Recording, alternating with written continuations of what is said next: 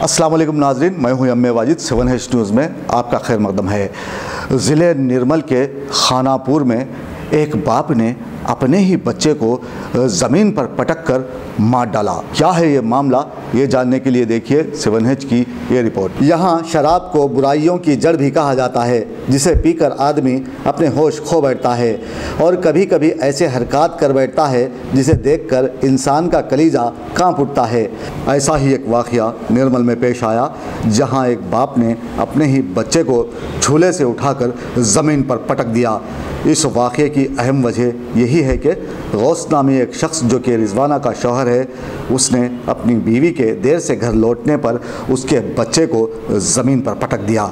दरअसल रिजवाना अपने लड़के को बग़र्ज़ इलाज दवाखाने ले गई थी, जहां भीड़ ज़्यादा होने से उसे घर आने में ताख़ीर हुई, जिस पर बरहम होकर उसके शौहर गौस ने बच्चे को ज़मीन पर ही पटक दिया। बच्चा बरसरे मौका हलाक हो गया। पुलिस ने एक केस दर्ज रजिस्टर करते हुए तहक़ीक़ात का आगाज़ कर दिया है। दोस्तों, अगर आपको हमारी न्यूज़ पसंद आ रही है तो प्लीज़ हमारे चैनल को सब्सक्राइब कीजिए।